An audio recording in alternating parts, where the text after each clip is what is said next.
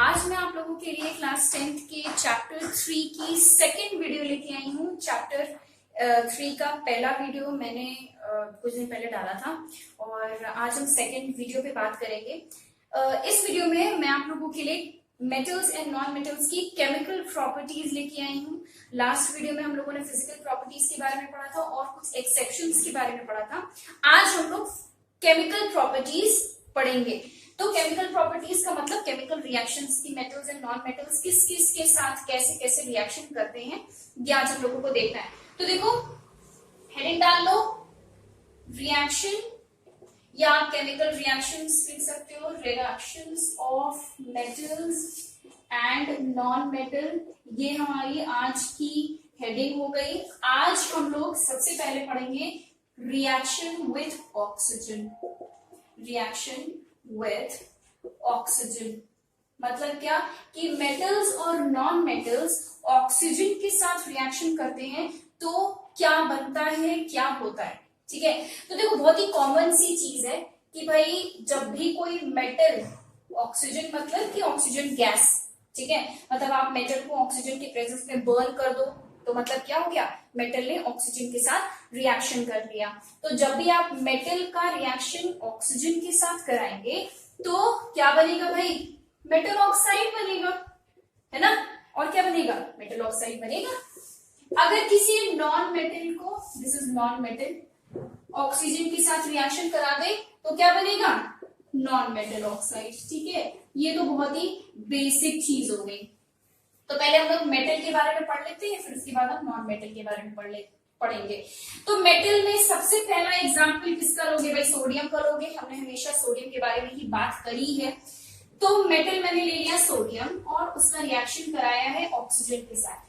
ठीक है, तो प्रोडक्ट में क्या बनेगा, सोडियम ऑक्साइड। सोडियम ऑक्साइड को हम Na2O लिखते हैं। ये 2 क्यों आया है, क्योंकि ऑक्सीजन की वैलेंसी 2 होती है, क्रॉस वैलेंसी यहाँ पर हो गया। ठीक है, क्रॉस वैलेंसी क्लास 9th में आप लोगों ने पढ़ी होगी, वो यहाँ पे अप्लाई हो रही है।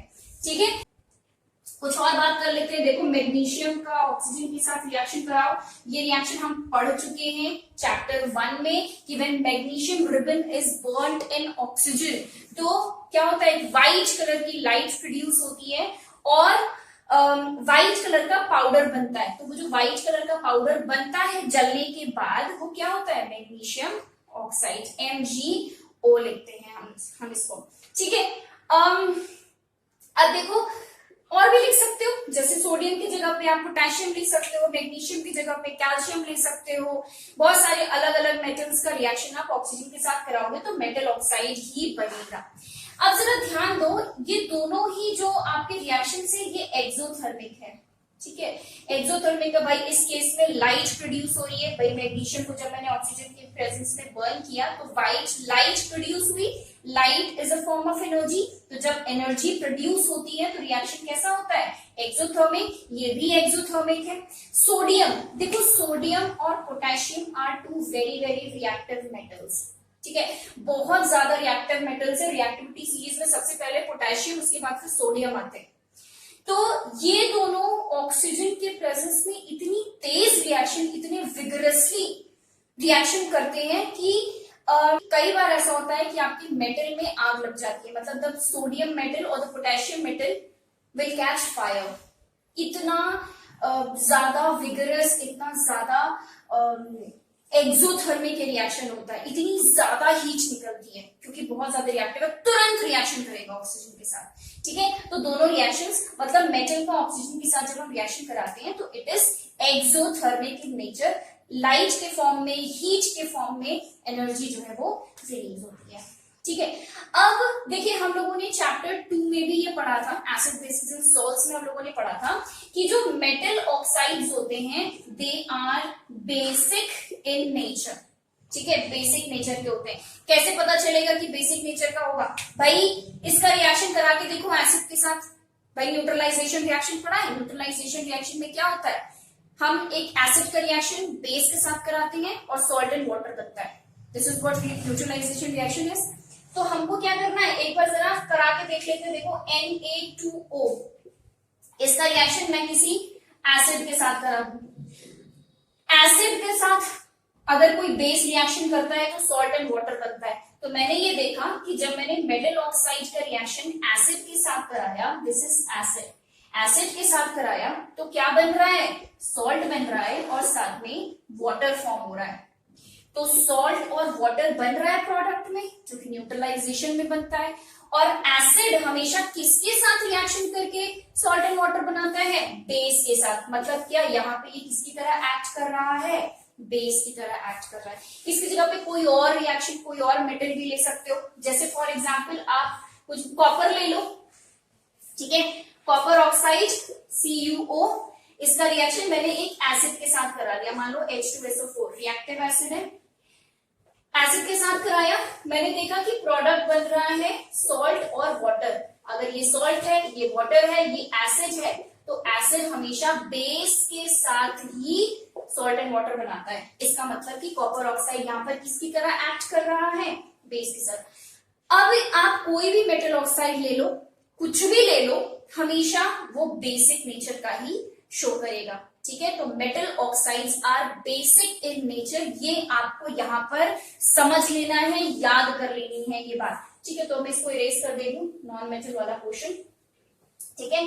तो हमने क्या एक चीज यहाँ पर बहुत इंपॉर्टेंट सीख ली, वो ये सीख ली कि मेटल ऑक्साइड्स, ठीक है, metal oxides are basic in nature. कोई भी मेटल ऑक्साइड लोगे, उसका रिएक्शन कराओ एसिड के साथ, वो सॉल्ट एंड वाटर बना देगा।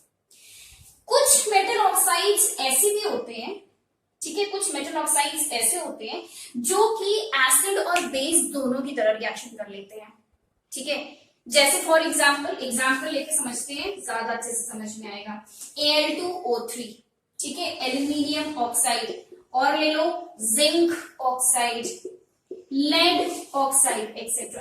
These are some of the metal oxide, सब मेटल है, aluminium metal, zinc metal, lead भी मेटल, सबके ऑक्साइड्स। इन सबको क्या होना चाहिए, बेसिक होना चाहिए। मतलब अगर आप इनका एसिड के साथ रिएक्शन करो तो सॉल्ट एंड वाटर बनना चाहिए, है ना।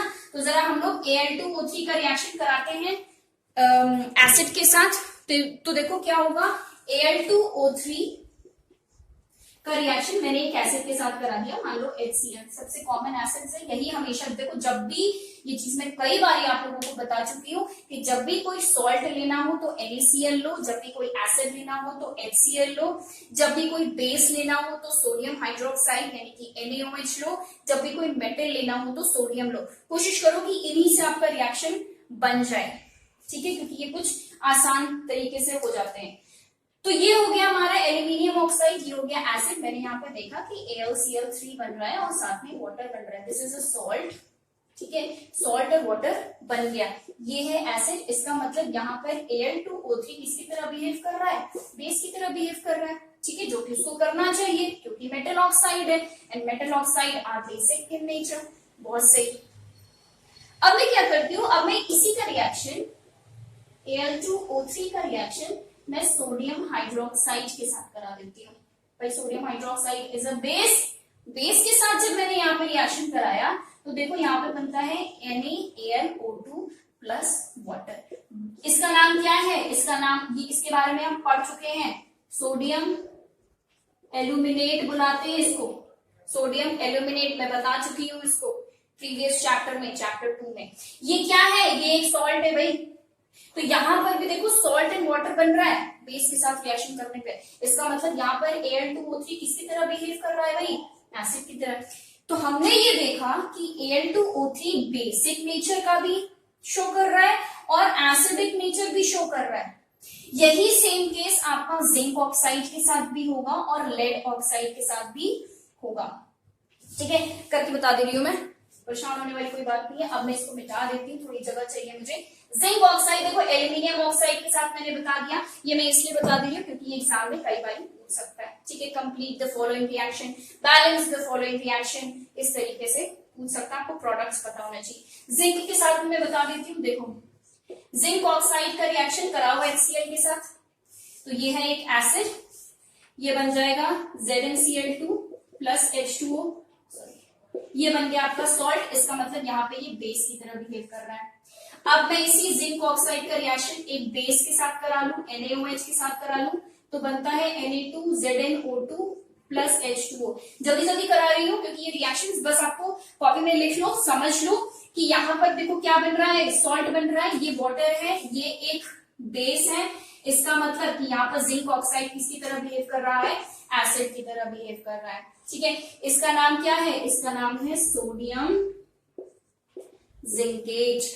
ठीक है, इसका नाम सोडियम एल्यूमिनेट क्योंकि एल्यूमिनियम था, यहाँ पे सोडियम जिंकेट क्योंकि जिंक है। तो अब हम लोग अब लेड के साथ भी देख ले, लेड ऑक्साइड का रिएक्शन भी देख ले। देखो लेड ऑक्साइड का रिएक्शन करिए जरा एक एसिड के साथ, क्या बनना चाहिए, सॉल्ट एंड वाटर बनना चाहिए। क्या बनेगा, PbCl2, एक सॉल्ट बनता है और साथ में वाटर बनता है। सॉल्ट बन रहा है, वाटर बन रहा है, ये एक एसिड है, इसका मतलब कि यहाँ पे लेड ऑक्साइड बेस की तरह बिहेव कर रहा है। ठीक ऐसे ही लेड ऑक्साइड का रिएक्शन करना है हमें किसके साथ, एक बार बेस के साथ करा के देख ले। तो जब बेस के साथ कराते हैं हम रिएक्शन तो हम देखते हैं कि यहाँ पर बन रहा है Na2PbO2 प्लस H2O। ये एक सॉल्ट है, इसका नाम है सोडियम प्लम्बेट। ठीक है, सोडियम प्लम्बेट नाम है, सॉल्ट बन रहा है, वाटर बन रहा है, बेस लिया था, इसका मतलब कि यहाँ पे ये एसिड की तरह बिहेव कर रहा है। तो यहाँ पे हमने देखा कि लेड ऑक्साइड बोथ एसिडिक और बेसिक दोनों नेचर का है।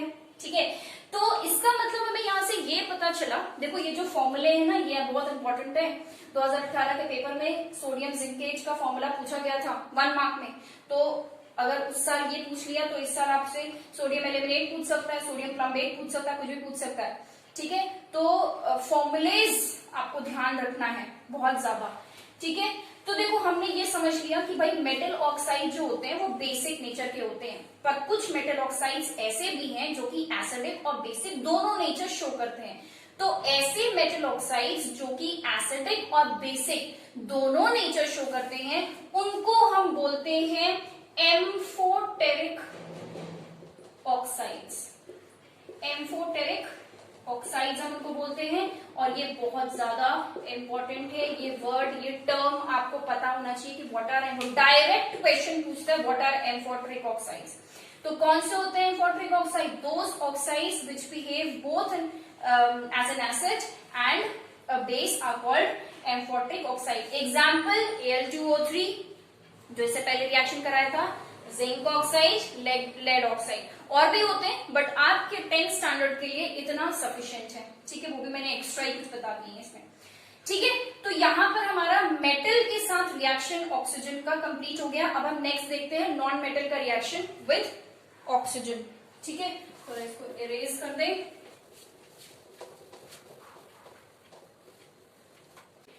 Now let us talk about non metal का reaction, non metal with oxygen.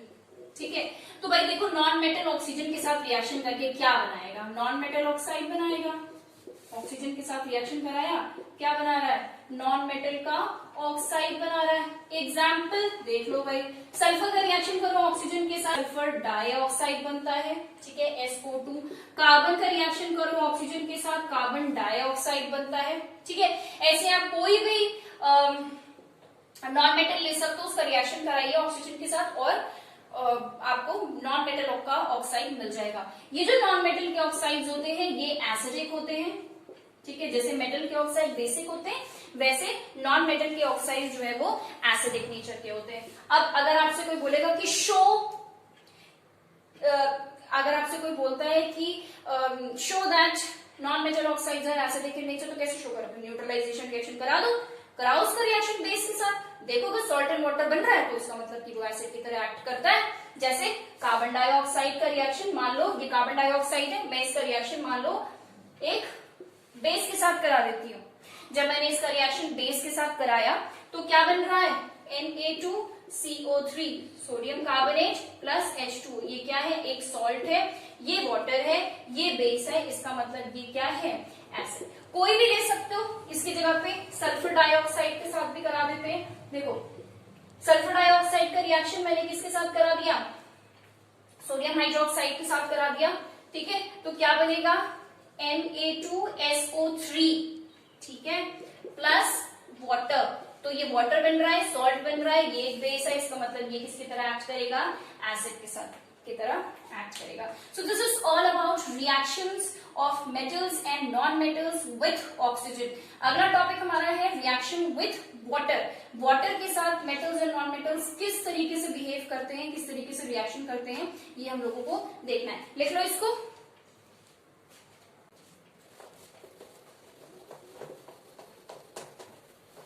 Alright, तो अगला टॉपिक हमारा है reaction of metals and non metals with water. अब देखो, लिख लेते हैं पहले हेडिंग, उसके बाद बताते हैं। Reaction with water.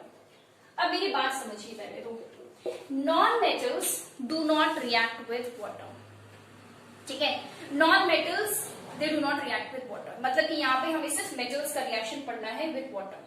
हम मेटल का रिएक्शन रिएक्टिविटी सीरीज के अकॉर्डिंग पढ़ते हैं। तो मैं यहाँ पे रिएक्टिविटी सीरीज आप लोगों को रट जानी चाहिए, reactivity series by now, because it is very very useful and important, ठीक है। तो potassium, sodium, calcium, magnesium, aluminium, zinc, iron, lead, copper, I think इतना बहुत है, ठीक है। तो अब देखो, हम धीरे धीरे करके हर एक मेटल के बारे में बात करेंगे। सबसे पहले देखते हैं सोडियम एंड पोटेशियम। देखो, मैंने एक चीज आप लोगों को बताई हुई है या नहीं बताई है, नहीं सुना है अभी तक, तो अब सुन लो। सोडियम और पोटेशियम के जो रिएक्शंस हैं वो लगभग एक जैसे होते हैं, मतलब सारे प्रोडक्ट्स उनके एक जैसे बनेंगे। ठीक इसी तरीके से कैल्शियम और मैग्नीशियम के जितने भी रिएक्शंस होंगे सब एक जैसे होते हैं, सारे प्रोडक्ट, सारी रिएक्टिविटी लगभग उनकी एक जैसी होती है, ठीक है, 99%। एल्यूमिनियम, जिंक और आयरन की रिएक्टिविटी में बहुत ज्यादा डिफरेंस नहीं है, थोड़ा थोड़ा डिफरेंस है, ठीक है। बट ये दोनों तो फॉर श्योर 99% केसेस में आपके दोनों के प्रोडक्ट्स, इन दोनों के प्रोडक्ट्स और इन दोनों के प्रोडक्ट्स हमेशा सेम निकलेंगे। देखो, पोटेशियम और सोडियम दोनों बहुत ज्यादा रिएक्टिव मेटल्स हैं। अगर आपने इन मेटल्स को पानी में डाला तो ये इतनी तेज पानी के साथ रिएक्शन करते हैं कि इतना ज्यादा तुरंत रिएक्शन होता है, और ये रिएक्शन इतना ज्यादा एक्सोथर्मिक होता है, मतलब बहुत ज्यादा हीट निकलती है, इतनी हीट निकलती है कि अगर आपने उस बीकर को टच किया तो आपका हाथ हो सकता है जल जाए, या हो सकता है कि बीकर फट जाए, इतनी हीट निकलती है। So these two are very very reactive metals and they react very vigorously with water. और इनको पानी कैसा, मतलब एकदम ठंडा पानी, एकदम चिल्ड पानी होगा तो भी वो उनके साथ रिएक्शन कर लेंगे, ठीक है, इतने ज्यादा रिएक्टिव होते हैं। तो देखो कैसा होता है इनका रिएक्शन। जब सोडियम का रिएक्शन आप वाटर के साथ कराओगे, ठीक है, when sodium metal reacts with water, तो क्या बनता है, सोडियम हाइड्रोक्साइड बनता है, ठीक है, और साथ में निकलती है हाइड्रोजन गैस। ये क्या बना है, बेस बना है।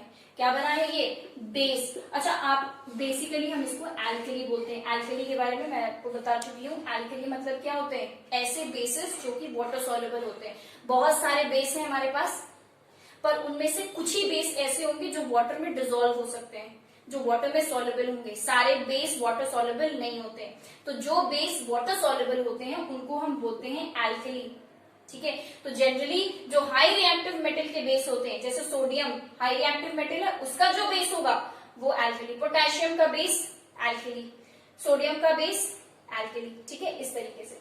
तो यहाँ पे सोडियम का रिएक्शन हमने वाटर के साथ करा लिया। अब पोटेशियम का रिएक्शन जरा देखिए वाटर के साथ। तो जब आप पोटेशियम का रिएक्शन देखोगे वाटर के साथ तो क्या बनेगा, KOH plus hydrogen gas release हो जाएगी, ठीक है, प्लस हाइड्रोजन गैस रिलीज हो जाएगी।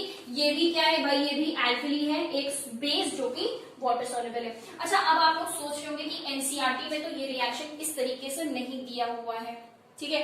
तो मैं बताती हूँ, एनसीईआरटी में आप लोग कंफ्यूज ना हुए, बिल्कुल आपकी सारी प्रॉब्लम का सोल्यूशन है मेरे पास। एनसीईआरटी में जो रिएक्शन दिया हुआ है उसको भी मैं यहाँ पे लिख लेती हूँ, ठीक है। तो देखो बेसिकली है क्या कि एनसीईआरटी में ये दिया होगा कि sodium reacts with water to form sodium oxide Na2O plus hydrogen। फिर ये जो सोडियम हाइड्रोक्साइड, सोडियम ऑक्साइड होता है, sodium oxide it against reacts with water to form NaOH plus hydrogen. Check करो, देखो यही लिखा हुआ है एनसीईआरटी बुक में, ऐसे लिखा होगा कि metal reacts with water, metal oxide plus hydrogen बन रहा है, फिर metal oxide again reacts with water और metal hydroxide plus hydrogen gas बन रहा है। कोई टेंशन वाली बात नहीं है। बेसिकली होता क्या है कि पहले सोडियम ऑक्साइड बनता है, उसके बाद फिर सोडियम हाइड्रोक्साइड बनता है। ठीक है, मतलब समझ में आ रहा है? कहने का मतलब ये है कि जब आप मेटल को पानी में डालते हो तो मेटल जो है पहले मेटल ऑक्साइड बनता है, उसके बाद फिर मेटल हाइड्रोक्साइड बनता है। तो ये चीज आप डायरेक्ट भी लिख सकते हो या आप इनडायरेक्ट भी लिख सकते हो।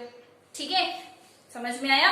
अरे भाई, पहले सोडियम जब वाटर के साथ रिएक्शन कर रहा है तो पहले सोडियम ऑक्साइड बनाएगा, उसके बाद फिर सोडियम ऑक्साइड के बाद फिर सोडियम हाइड्रोक्साइड बनाएगा।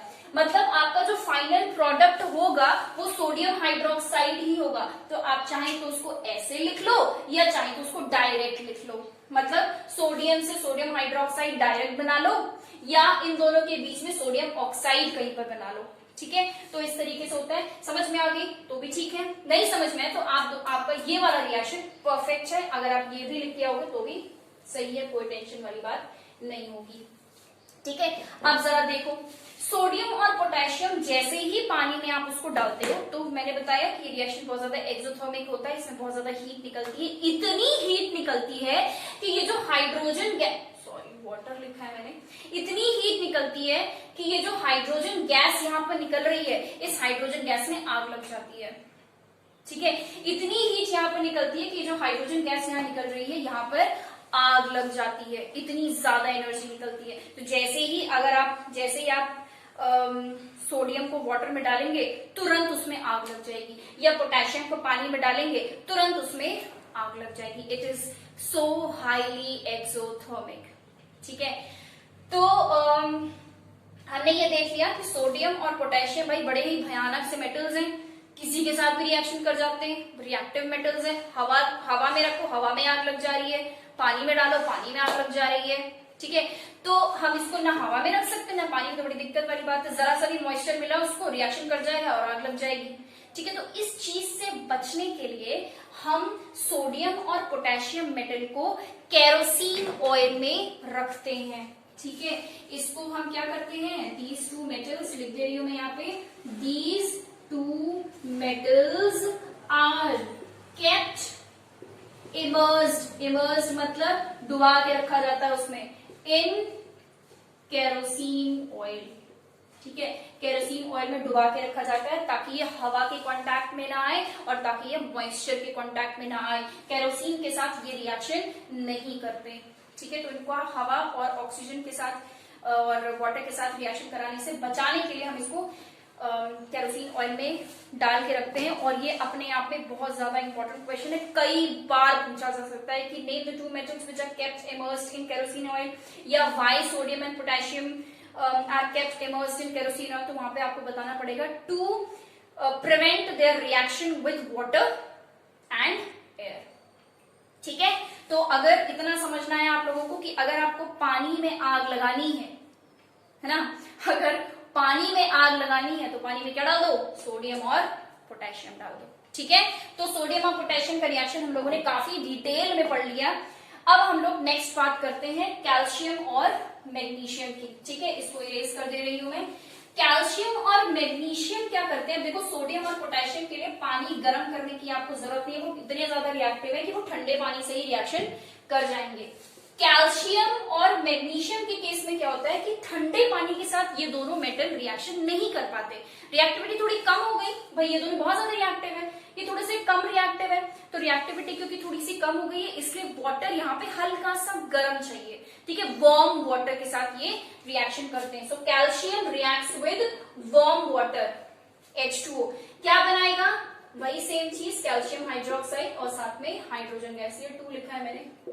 ठीक है, ठीक इसी तरीके से मैग्नीशियम का रिएक्शन देखो वाटर के साथ करोगे तो यहाँ पे बन जाएगा magnesium hydroxide with hydrogen gas. देखो दोनों के रिएक्शंस सेम है, दोनों में 2 लगा हुआ है।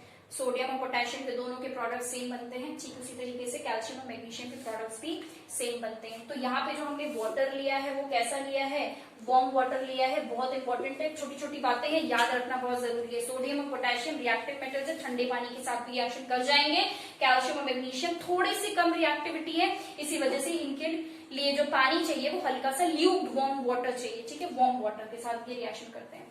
अब देखो होता क्या है कि रिएक्शन तो हो जाता है, बट इसमें क्या होता है, एक छोटी सी चीज आप लोगों को जान लेनी जरूरी है, वो ये है कि जब हम कैल्शियम और मैग्नीशियम का रिएक्शन पानी के साथ करते हैं तो हाइड्रोजन गैस बनती है। हाइड्रोजन गैस के बबल्स क्या करते हैं, धीरे धीरे ऊपर आने की कोशिश करते हैं। बस हवा है, हवा तो हल्की होती है, ऊपर आएगी, ठीक है। तो हाइड्रोजन गैस के जो बबल्स है वो धीरे धीरे ऊपर आने की कोशिश करते हैं। ये जो कैल्शियम मेटल, आप छोटे छोटे टुकड़े डालो, पूरा कैल्शियम का इतना बड़ा नहीं डाल दोगे, छोटे छोटे टुकड़े डालते हैं कैल्शियम के, और मैग्नीशियम रिबन के छोटे छोटे टुकड़े डालते हैं। तो ये जो छोटे छोटे टुकड़े हैं मेटल के, ये हाइड्रोजन गैस के साथ जाके चिपक जाते हैं, और जैसे जैसे हाइड्रोजन गैस ऊपर उठती है, हाइड्रोजन गैस की बबल्स जब ऊपर उठती है, तो ये मेटल भी ऊपर उठते हैं, और ऐसा लगता है कि कैल्शियम और मैग्नीशियम फ्लोट कर रहा है, ठीक है। ये छोटी सी बात है एनसीईआरटी में लिखी हुई, इसलिए मैंने आप लोगों को बता दिया। कुछ नहीं है इसमें, बस ये है कि हाइड्रोजन गैस के जो बबल्स हैं वो ऊपर आते हैं, उसी में कैल्शियम और मैग्नीशियम के जो मतलब मेटल होता है वो चिपक जाता है, और ऐसा लगता है कि वो फ्लोट कर रहा है, तैर रहा है, ठीक है। तो ये हो गया आपका कैल्शियम और मैग्नीशियम के साथ रिएक्शन। तो हमने सोडियम पोटेशियम पढ़ लिया, कैल्शियम और मैग्नीशियम पढ़ लिया। अब हम बात करते हैं एल्यूमिनियम, जिंक और आयरन, ये दोनों लिख लो रिएक्शन। अब हम बात करते हैं एल्यूमिनियम के साथ रिएक्शन। देखो अब एल्यूमिनियम के केस में क्या हुआ, एल्यूमिनियम के केस में रिएक्टिविटी और घट गई है ना भाई, एल्यूमिनियम और ज्यादा कम रिएक्टिव है। तो ये ना तो ठंडे पानी के साथ रिएक्शन करेगा, ना तो ये वार्म वाटर के साथ रिएक्शन करेगा, कि किसके साथ करता है, स्टीम के साथ रिएक्शन करता है, ठीक है। मतलब इसमें पानी एकदम गर्म, उबलता हुआ पानी, एकदम गर्म भाप बनता हुआ पानी चाहिए, ठीक है, भाप की तरह रिएक्शन करता है, के साथ रिएक्शन करता है। तो एल्यूमिनियम रिएक्ट्स विद वाटर, ये जो वाटर है ये किस फॉर्म में होना चाहिए, स्टीम के फॉर्म में होना चाहिए, और क्या बनाएगा, Al2O3, एल्यूमिनियम ऑक्साइड बनता है, यहाँ पे हाइड्रोजन बनता है। बाकी जो दो मेटल्स, जो चार मेटल्स हम लोगों ने पढ़े हैं, सोडियम, पोटेशियम, कैल्शियम, मैग्नीशियम, इन चारों मेटल्स के केस में क्या हुआ है कि हमने ये देखा कि प्रोडक्ट में क्या बन रहा था, हाइड्रोक्साइड बन रहा था। याद रखनी है ये चीजें, हाइड्रोक्साइड बन रहा था। जैसे ही एल्यूमिनियम आया, एल्यूमिनियम की रिएक्टिविटी कम होने की वजह से हाइड्रोक्साइड नहीं बनता, ऑक्साइड बनता है। ये रिएक्शन अपने आप में इंपॉर्टेंट हो गया, क्यों, क्योंकि ये थोड़ा सा डिफरेंट है। बाकी किसी भी मेटल का रिएक्शन, मतलब कि बाकी आपका पोटेशियम, सोडियम, कैल्शियम, मैग्नीशियम, इन चारों का रिएक्शन वाटर के साथ करोगे तो हाइड्रोक्साइड ही बनेगा। पर aluminium, because its reactivity is a little low, तो it reacts with steam and forms aluminium oxide, hydroxide यहाँ पर नहीं बनता है, पर हाइड्रोजन गैस यहाँ पे प्रॉपर जैसे बाकी सब में निकलती है वैसे इसमें भी निकलती है। ठीक इसी तरीके से जिंक भी रिएक्शन करता है, जिंक रिएक्शन करता है वाटर के साथ, यहाँ पे भी वाटर स्टीम के फॉर्म में होना चाहिए, और ये भी हाइड्रोक्साइड नहीं बनाता है, ऑक्साइड बनाता है। ऐसे ही आयरन की बात कर ले हम, ठीक है, आयरन रिएक्शन करता है वाटर के साथ, मतलब ये स्टीम होना चाहिए, स्टीम के फॉर्म में Fe2O3 बनता है, साथ में वाटर बनता है। Fe2O3 की जगह पे कई जगह पे आपको Fe3O4 भी दिख जाएगा, ठीक है, Fe3O4 भी दिख जाता है। It depends upon the amount of water that you are taking, ठीक है। तो Fe2O3 फिलहाल हम लिख रहे हैं, Fe2O3 बनता है। ये हो गए आपके reaction with water. Non metals reaction करते नहीं है, तो सिर्फ मेटल्स रिएक्शन करते हैं वाटर के साथ। लिख लो इन सारी रिएक्शंस को, ठीक है। तो ये हो गया हमारा मेटल्स और नॉन मेटल्स का रिएक्शन विद ऑक्सीजन हमने कर लिया आज, और विद वाटर कर लिया। कुछ मेटल्स ऐसे भी हैं जो ना तो ऑक्सीजन के साथ रिएक्शन करते हैं और ना ही वाटर के साथ रिएक्शन करते हैं।